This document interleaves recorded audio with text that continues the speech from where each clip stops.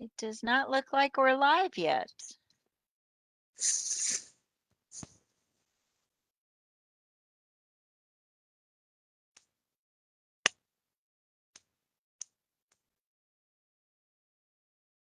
Okay, we're live.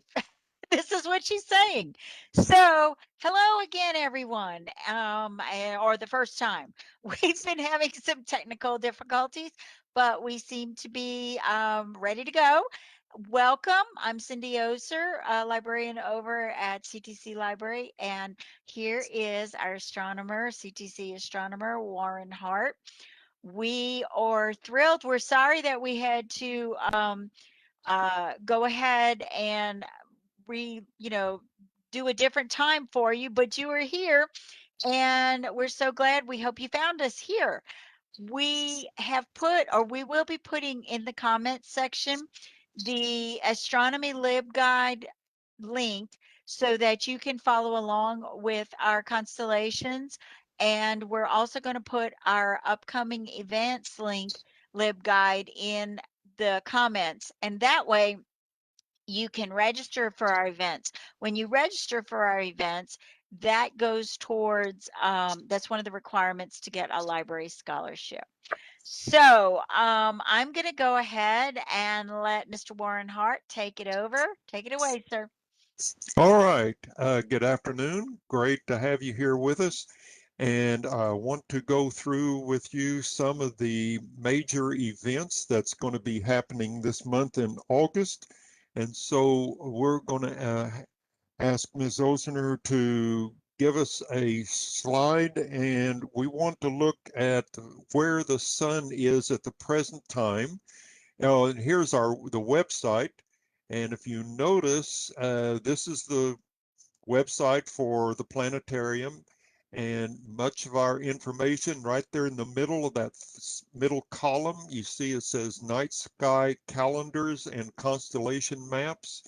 And so the calendar is on there. You see in blue, check out the monthly calendars there. And then down below, just below that is check out the constellation maps here. And so you can click on either one.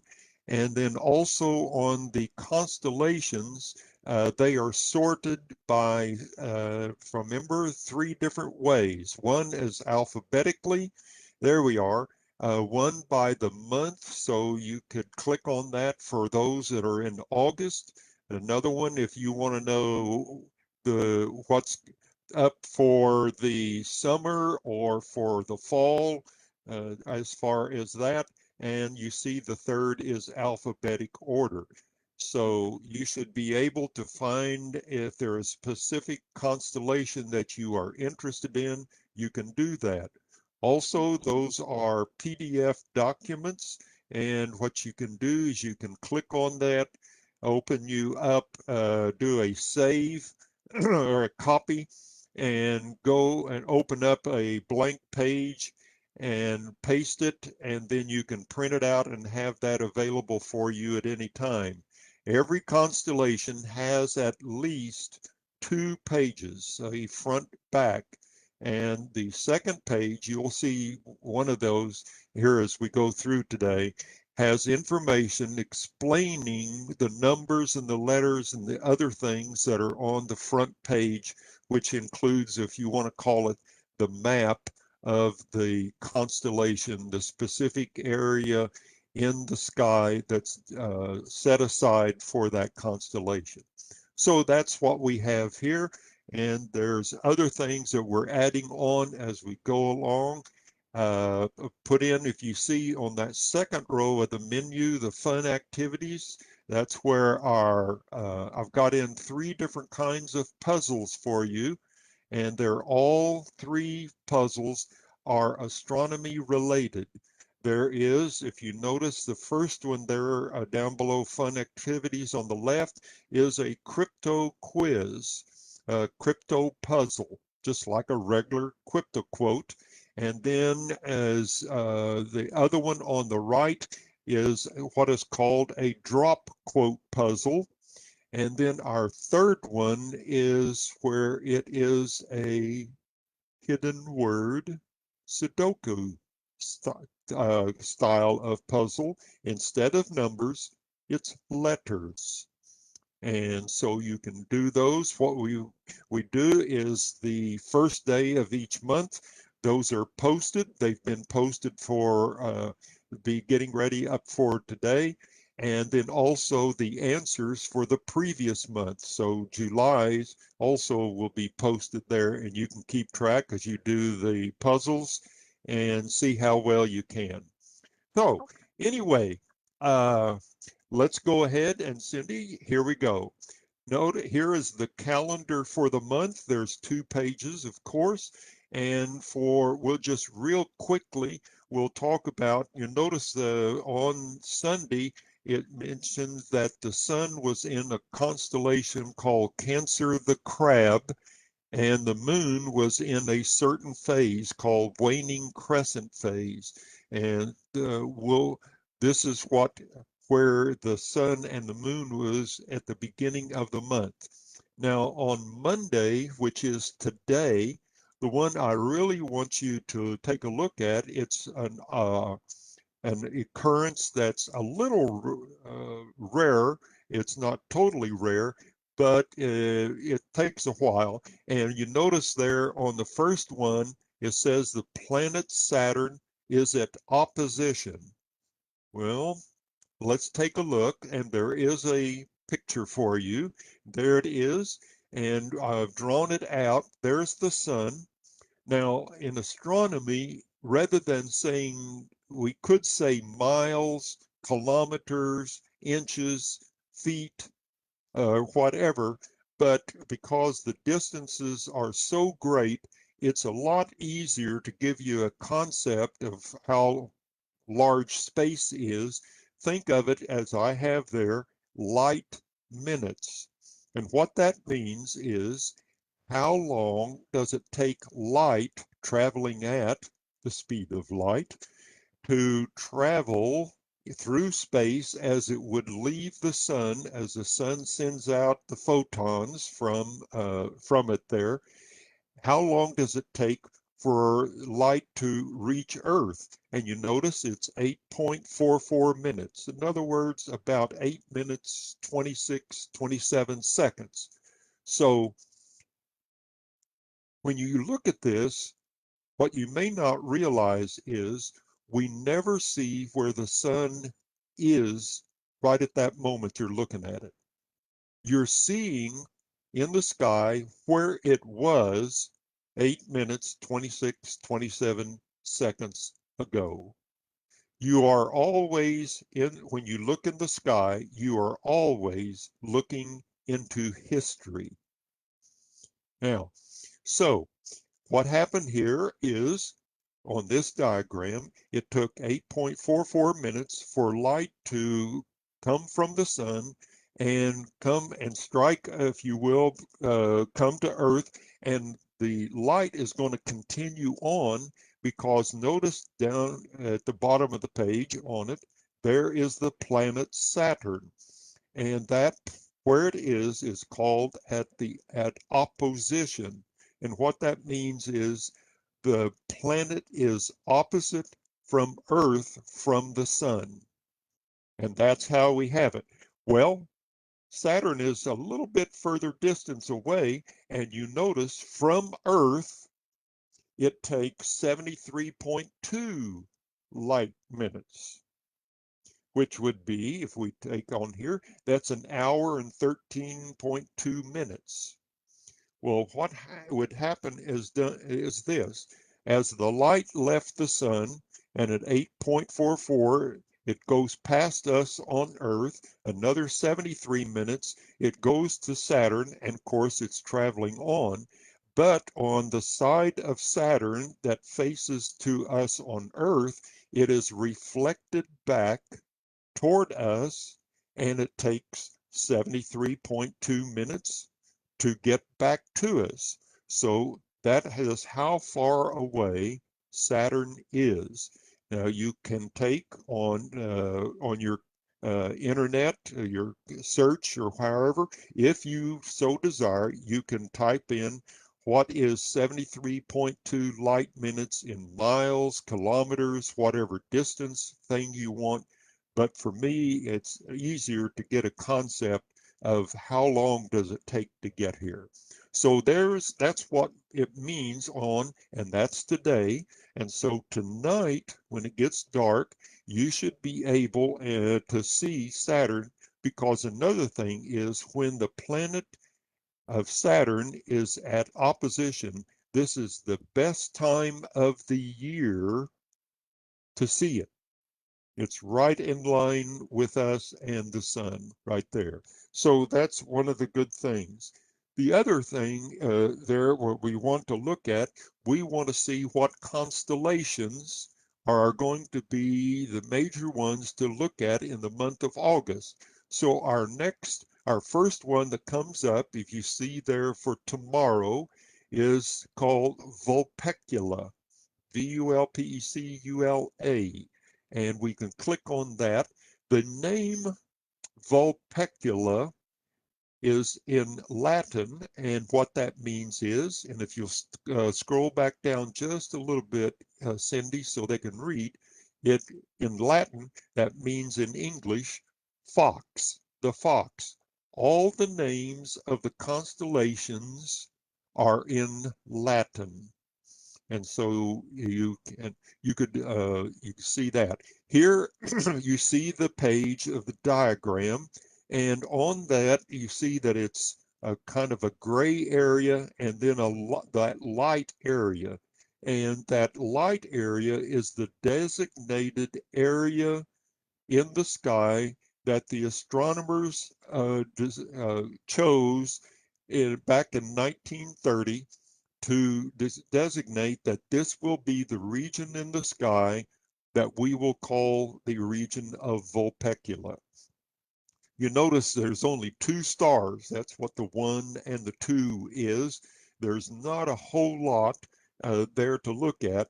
But what's interesting, you see there down below 1 to its bottom right, there is something that says LGM. Well, what in the world is LGM? So, Cindy, if you will scroll up, we'll look at the second page and see if we get an answer. And here we come. Here is the information. By the way, the first paragraph up there, the stars and all that, you see there's the number 1, that's the name of the star, information about it. Number 2, that's it there. But look down at interesting information. And the second paragraph. The first pulsar, that's a type of star, and was discovered in Vulpecula in 1967. And it says because of its regular pulsations. Oh, that's why we call it a pulsar. Notice it pulsed pretty well every 1 1/3 second. And it started doing that. And this is the first one that the astronomers came across. And they said, oh, look at that second line. Some of the astronomers were convinced this was a signal from extraterrestrial intelligence. Oh, my goodness. It was then they chose another name, LGM. And what does that mean? Little green men. Okay. Well, uh, we can pretty well confidently say there's not any LGMs there on on that star in Vulpecula. But each constellation will have a second page, and I put in there what are some of the interesting information about each constellation. Well, that's it on our calendar for this first week. And you notice we go on down to the second week there on the 8th. And in the middle of that, we're going to look at 2 more constellations. And so the other constellation that's coming up is Cygnus, Cygnus. And what does that mean? That's Latin for the Swan. And so we'll scroll up for us and there. And if we just connect the dots, the stars, you can see and what is the main physical characteristic of a swan? A long neck. So we give it, and you notice down there with star labeled number 3, from 3 to 5 to 7 to 10, that would be its long neck. At 10 and 11 would be the body, and also to the left and to the right would be the swan's wings. And then you see what we would connect and give there. The other two would be its legs. So that is Cygnus the swan. And notice also in the gray area just below Cygnus, the white area, there is Vulpecula. So these constellations I'm going to talk to you about are going to be pretty well in a vertical line from north to south, and it will be very much easier to find. So let's see if there is anything on the second page. There is a lot. So scroll down and you see there's a whole list of 17 of the 17 stars, and also there's some letters in there, A, B, C, D, and E, and those are clusters of stars and nebula and things like that. So those are in reference to that first page. Notice the paragraph just under all the stars. There's a paragraph that's called Asterisms. Now, what is asterism? It's astronomers who picked that as a technical name, and all this means is it is a pattern of some selected stars that astronomers, people have chosen to make something in the sky. I would think that predominantly all of you are familiar with something that's called the Big Dipper. Well, the Big Dipper is not the name of a constellation. It's part of a constellation, but it's not the name of it. And so, as the Big Dipper, that would be an asterism. In the wintertime, when we look at Orion, and for those of you familiar with it, in the middle of it at Orion's waist is Orion's belt, B-E-L-T. That is also an asterism. Well, here we are. There's two major asterisms for Cygnus the Swan. We're going to look here at the very first one, and it says the Northern Cross. So scroll back up to the first page, please, Cindy, and I'll show that to you.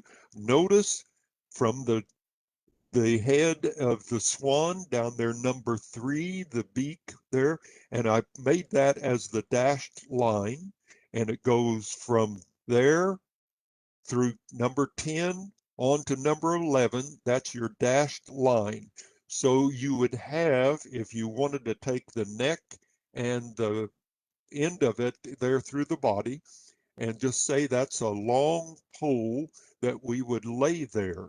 And then the cross that part of the wings, and you notice we would go from either number 6 through 10 to 12, right to left, and you take a shorter pole, lay across there, and what do we have with the two poles?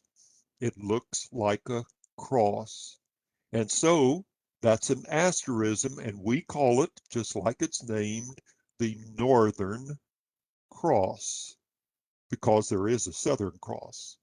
Now, let's scroll back down to the second page again. There is another asterism of which Cygnus the Swan is a part of, and that's on that same line there, and it's part of what we call the Northern or the Summer Triangle.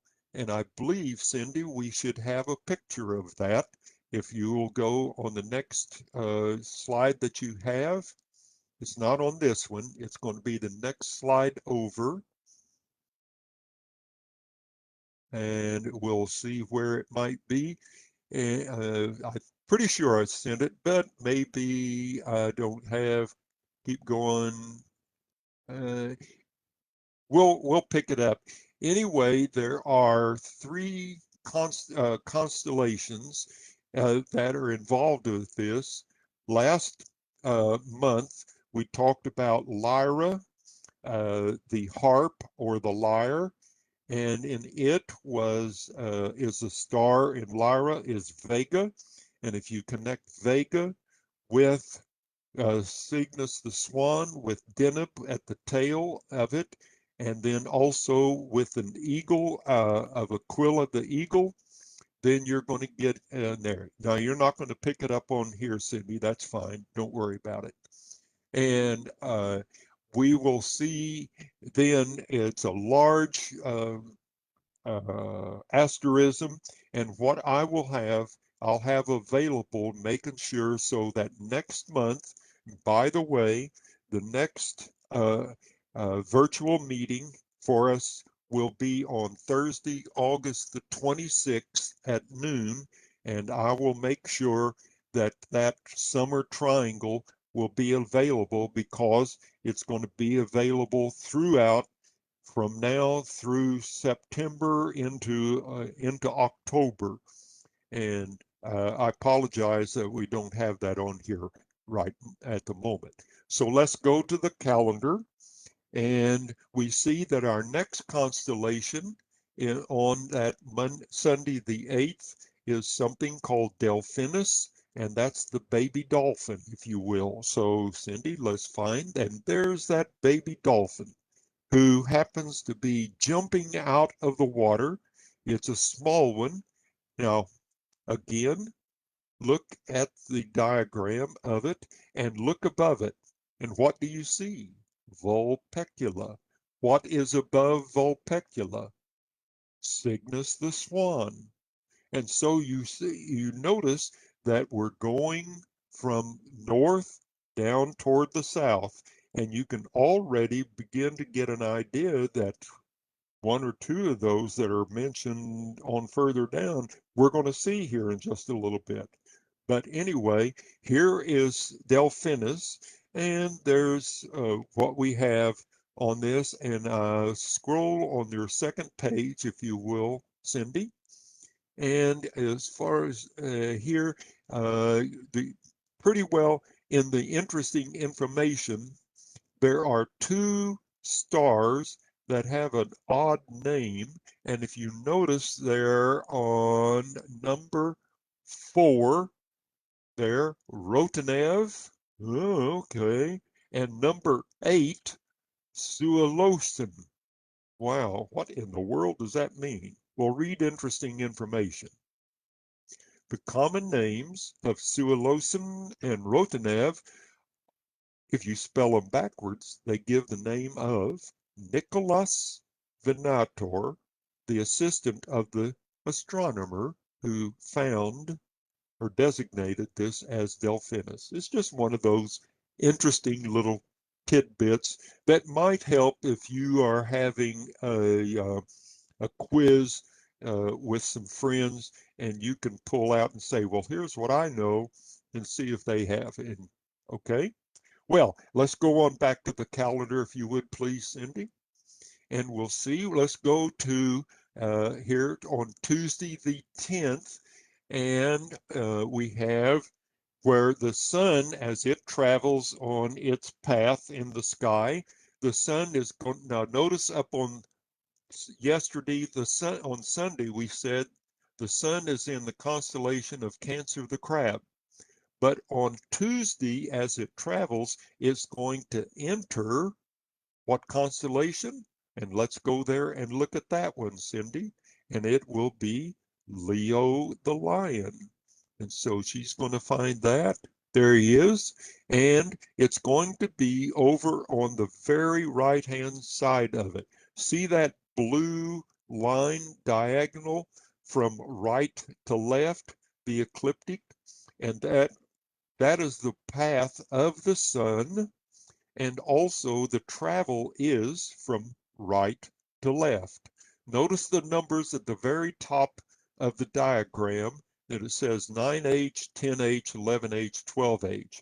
Those are time to give location. That's 9 hours, 10 hours, 11 hours, 12 hours. So from that, you can notice then that the travel for in time is from the right to the left. And so on the date of the 10th, the sun will be right at that intersection on that blue line, right where the Leo the lion begins, right there. While we're on this, take a look and look down on the left of it, and almost as it's off the page, you see the circle for the sun, and that's at an intersection, a very important intersection that has the blue line of the ecliptic and also the horizontal brown line of the equator. Now, what in the world? Well, look at what it says underneath there. The sun is at the autumnal, or if you want to say fall equinox, and what season begins right then? This will be September the 21st, when fall begins and summer ends. And how do we designate it? It's from this point in the sky, combining the path of the ecliptic of the sun with the equator in the sky. Now, also, you notice up there in the Leo the Lion in red, Icarus, Icarus, an arrow, and there's a little teeny little dot. Now, if we scroll to Leo, the second page, Cindy, we're going to find, there you go, keep going. That's good, right there. And notice there in between 15 and 16 is Icarus. Go through its address and notice what we say in bold letters. It is the most distant individual star yet detected. And how far away is it? 14.4 billion light years. Now, it's you notice just before, if you read on that line, just before the 14.4 billion light years, it says the Vmag is plus 28.4. What that Vmag is the visible, naked eye visible through your eyeballs, what you see in the sky. And the number that is a plus number, the greater the number, the dimmer the thing is. And most people can see down to about a plus 5, a 5.5, and some can see it down to a plus 6. But we will need the Hubble telescope to see at a plus 28.4. Forget it with binoculars, and forget it unless you have a super powerful telescope that you can pick that up.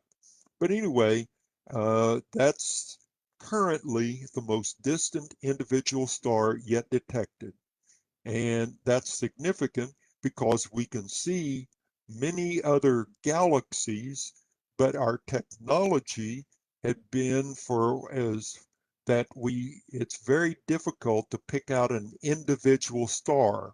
We know they're there, we can see, but it looks blurry. It looks like a smudge in the sky.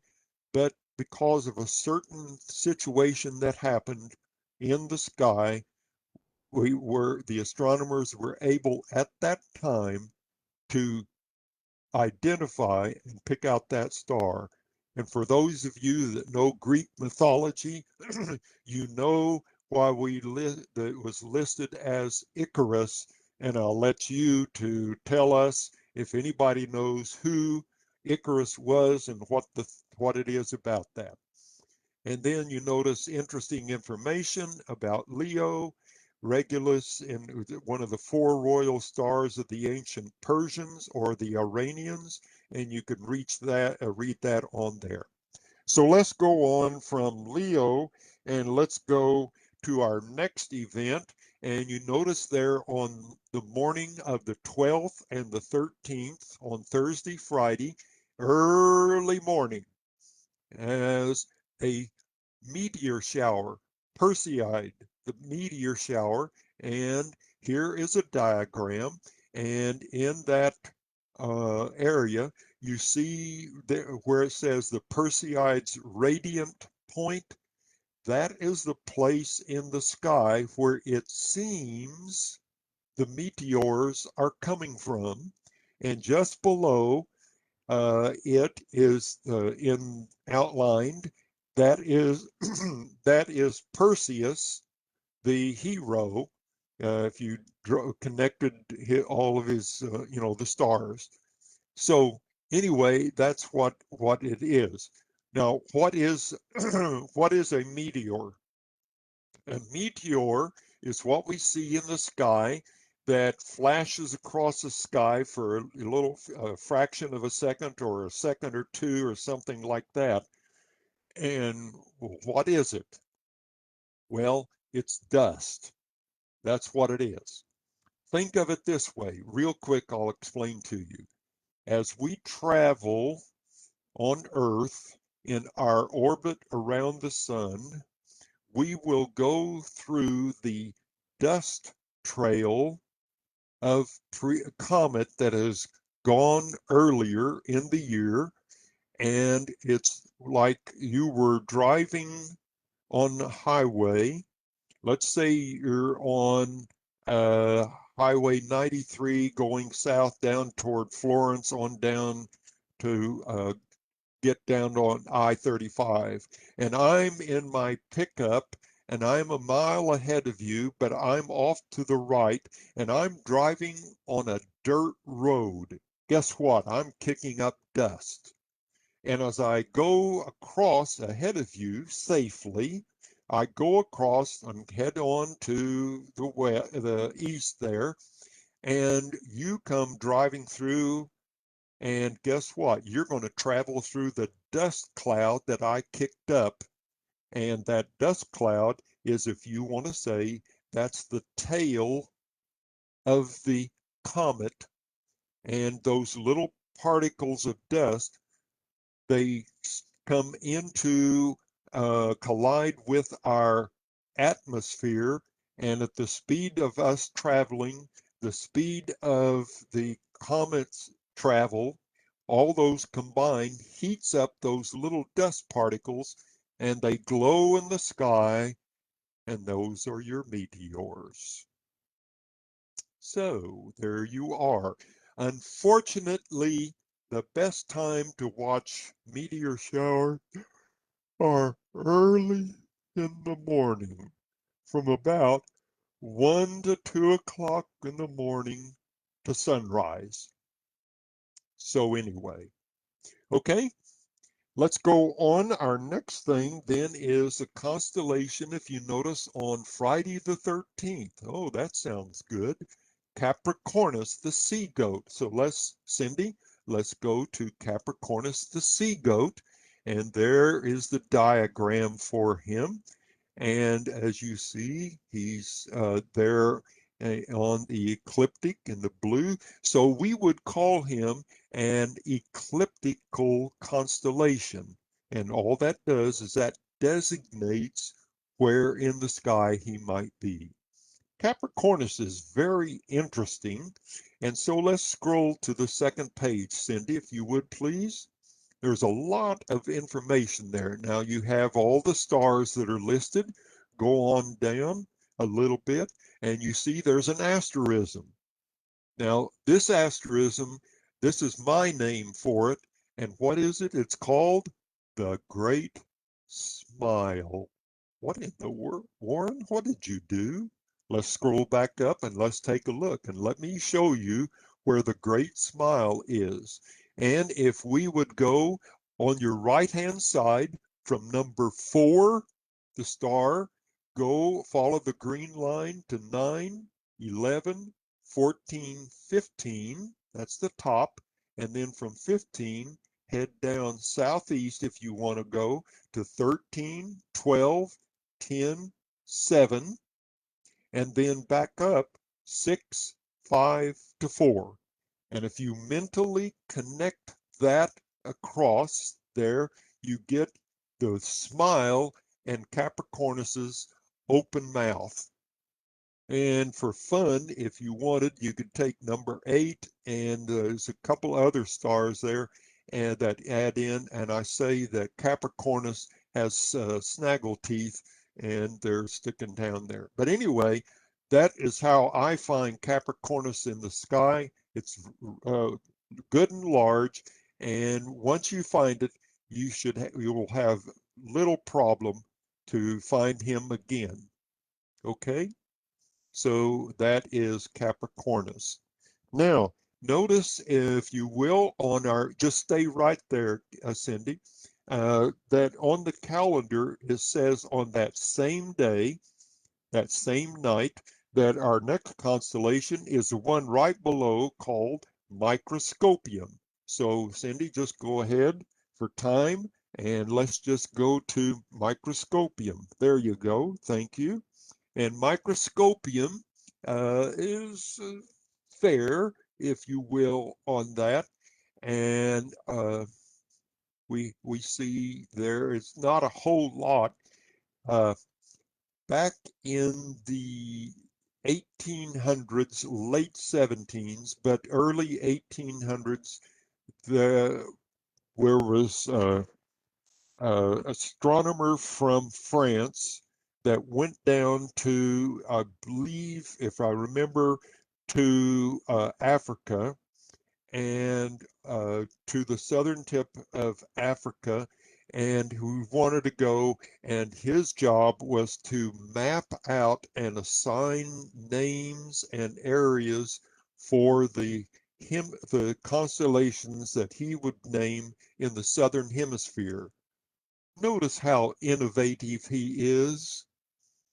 He just took a few stars here and he said, ah, that's a microscope. And he just gave it a name. Oh my goodness. There's another one that we will get in a couple months that he just chose randomly 3 stars and connected them, and he said, that's triangulum, the triangle. There's millions of triangles in the sky. So what, I mean, he's he was not very innovative, in my opinion. But here it is here. There's not a whole lot. Go down, scroll, look at the second page, and you will see it's pretty well. Now, there's the information. The Frenchman Nicolas Louis de la Caille, and he was at Cape of Good Hope, okay, in the late 1700s. And there are 14 constellations that he named, and there they are. There are names of them. And so that's where those names came from. Okay, let's go ahead, if you will, and we're going to go now to the second page of the calendar. And the second page is going to give us then, if you will, the moon as it continues on. But our next constellation on Monday the 16th is Equilius. Equilius, the little horse or the colt, however you want to say it. Notice, look above and to its right, there's Delphinis. Oh, okay.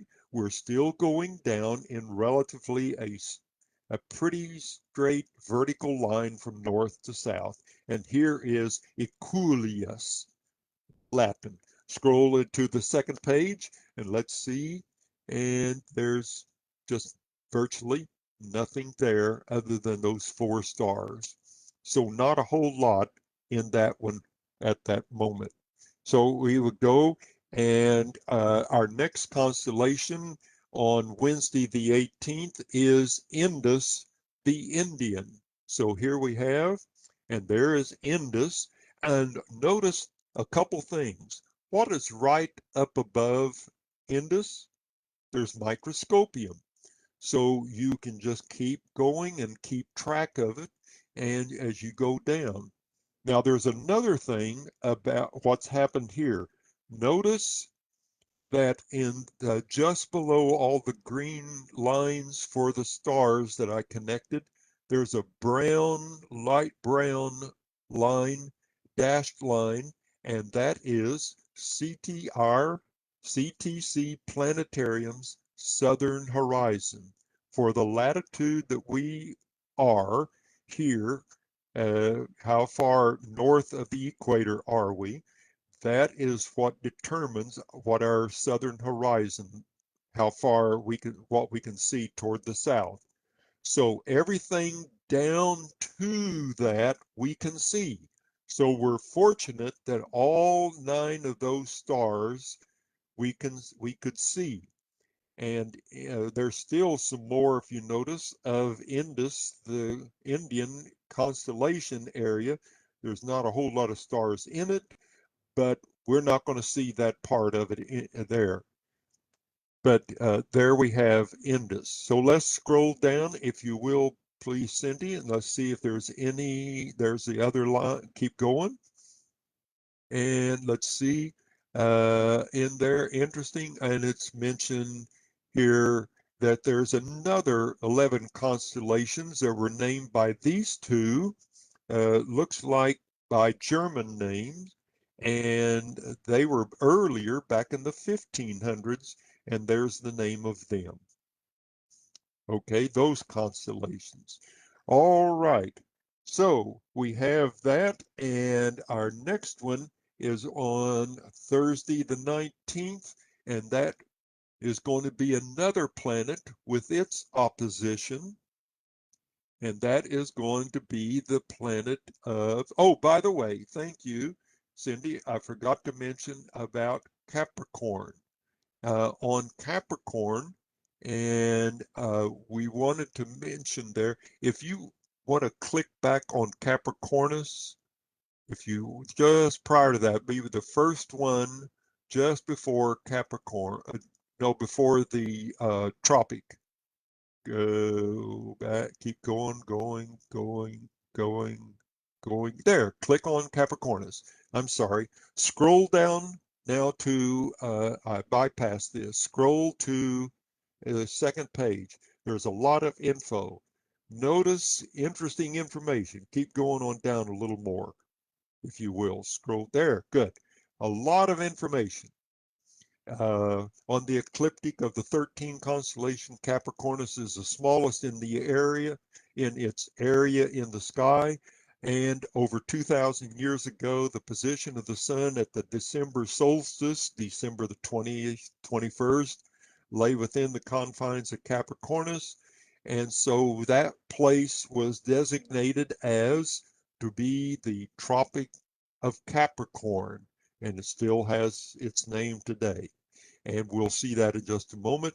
It may be one of the oldest, if not the oldest constellation recognized. And another thing, the planet Neptune was discovered in Capricornus back in 1800. And then the last paragraph in the information, NASA and the Jet Propulsion Laboratory calculated that Neptune would complete its first orbit since it was discovered in 1846 to get back to the same position, and it did 10 years ago on July the 12th. There's the time, and its orbit is 165 years. So you're going to have to wait a while for it to get back around to the other time.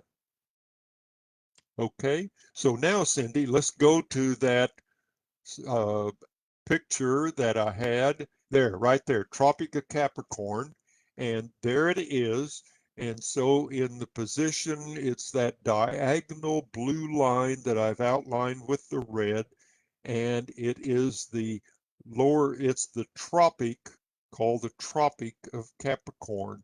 So from the equator, which is the line above it, down to Capricorn is the region of the tropics. And it's easy to remember because there's a Tropic of Cancer, which is in the northern hemisphere. Now, the easy way that I use to keep track of which one it is that I go alphabetically. Cancer, Capricorn, north, south. Easy to remember.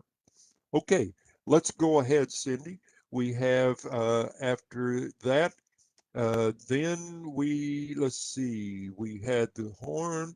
We were getting ready to find Jupiter. So let's go out of sequence and go back. Jupiter, there you go. Now, no, remember the same position, opposition means the planet, an outer planet from us, is on the opposite side of Earth from the sun. Now, it takes the same amount of time from the sun to Earth, but Jupiter is much closer to us than Saturn. If you remember, Saturn was 73.2 minutes.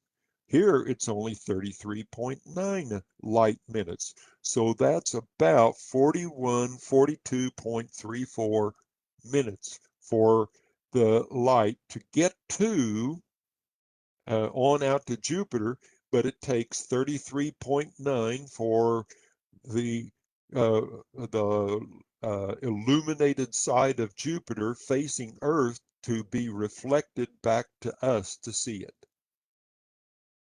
Okay, and again, because it's at opposition, that's the best time of the year to view Jupiter.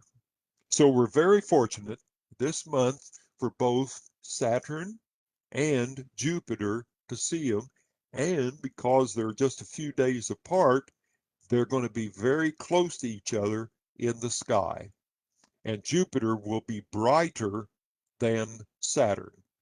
All right. Now we have another constellation on here, and it's called Octans. And there it is right there. Thank you, Cindy. And it's the navigator's octant. Some of you, I'm sure, have heard of something called a sextant. And a sextant, and both the sextant and an octant, all they are is a mechanical instrument that allows a person to measure precisely an angle. That's all it is. Either the angle can be if you want to measure vertically or horizontally. There, that's what you can use that. A sextant, the word sextant comes from the number 6 for sextus in Latin, and so it can measure an angle at least up to a little bit more, not a whole lot, but just a little more in the region of 60 degrees. Now, an octant comes from the octant, and that means 8. So it's 80 degrees for an octant, and that's the difference between the two instruments. Octans is the southern hemisphere constellation, like Ursa Minor is in the northern hemisphere. Octans includes the South Pole. And you see there the southern celestial pole there at the center of that. And we see what it is. There's 3 major stars that you can use as far as looking for it. There's a few there. There is one star that's of most interest would be, and that is labeled as number 2, and that would be called Polaris Australis. Those 2 words are Latin. Polaris means pole star. That's all it is. And like we name in the north, we say, hey, can you see to the north? What's the name of it? And you say, well, that's Polaris. Yeah, it means pole star, but you have half of its name. Its full name would be Polaris Borealis, for the North Star to get the word north. Borealis is north. And here for south is Polaris Australis. And that's what you have. Okay? Notice if you're at the South Pole, everywhere you look is north. I'm going to go outside. I'm going to go north for a while. Well, we have no idea which way you went, but we do know you're going north.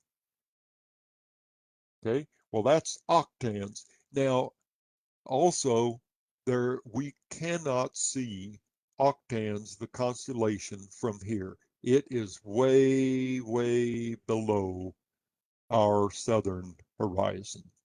You would have to go down to see part of it and maybe all of it. If you went down to the southern tip of South America, you would probably get more of it.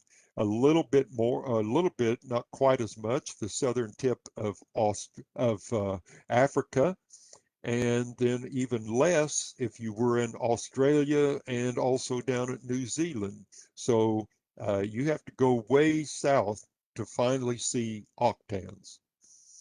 Now, we're going to have, if you will, after octans, the next event is going to be on Thursday the 26th. Now, I did not put it on there. I should have, but that will be, and Cindy, if you want to talk about our next virtual meeting.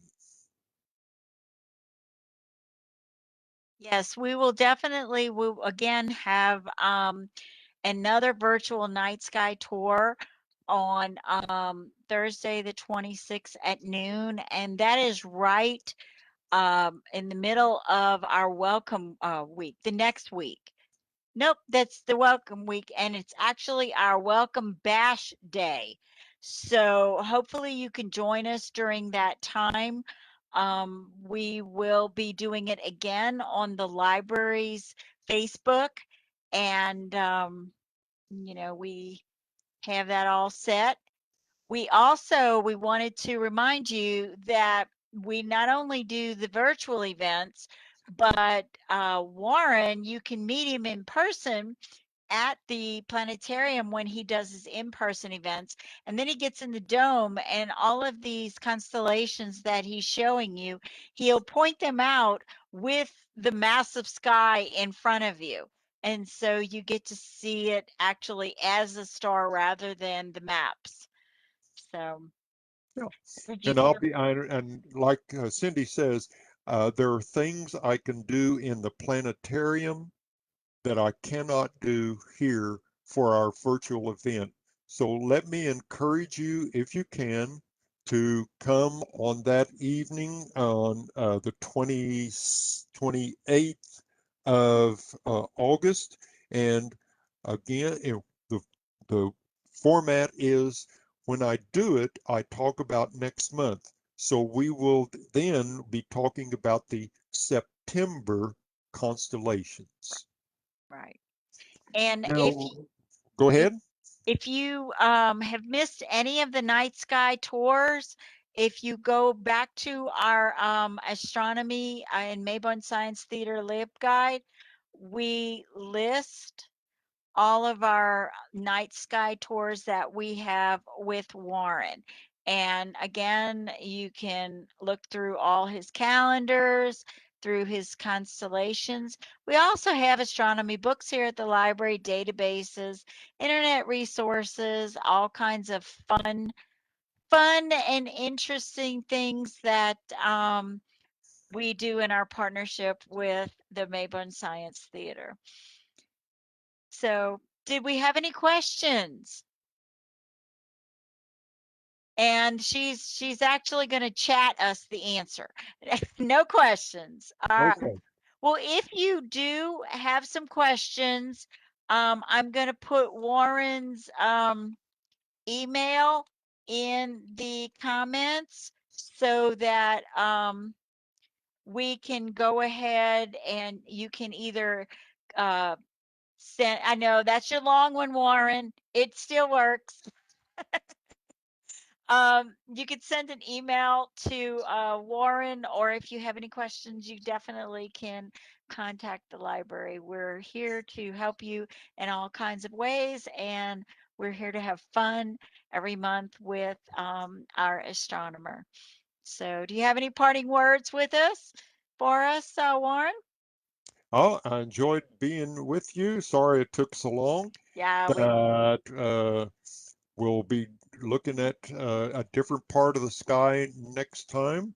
And again, one of the things I'm able to do in the planetarium is to show you how to find these constellations when you look in the sky and use pointers of constellations and other things to help you to find it, and that you can begin to learn and become familiar with a portion of the sky. As I tell everyone and encourage, do not let the sky intimidate you. Find you something that you recognize, some constellation, some asterism, the Big Dipper, the Orion's belt, Leo the Lion, whatever it might be. And then from that point, then begin and to determine and find out what is next to it. What are the names of the constellations that surround the constellation you're looking at? And what you will do, you will start a spiral around that initial constellation. You learn those, and then you're going to get it out bigger, and you're going to keep adding more and more. And you'll enjoy being able, when you go out at night, for yourself and also to point out to friend and family some parts of the sky. And you can even make up stories if you want about them. And we're getting into the time period here in the fall and especially in the winter. I have a number of stories about the constellations to help people to memorize and uh, the different constellations that you want to put together for a story and identify in the sky. Thank you, Awesome. Cindy. Awesome. Well, thank you so much, Warren. And Alyssa, thank you for streaming with us today. I hope you guys join us. It'll be the day that we have our welcome bash. And join us for another virtual event with our astronomer, Warren. Thank you again. Make sure you guys check out the rest of our events. All righty. Well, you guys have a wonderful day, and we don't know whether it's going to rain anymore or whether it's going to be hot, but of course, this is Texas. So, and the good news is in the fall, we're going to have a meteorologist explain to us why Texas weather is the way it is. So, we got that covered too as well. All right, everybody have a great day. And Alyssa, if you will take us out, Warren, don't go anywhere. Bye, guys. Bye bye.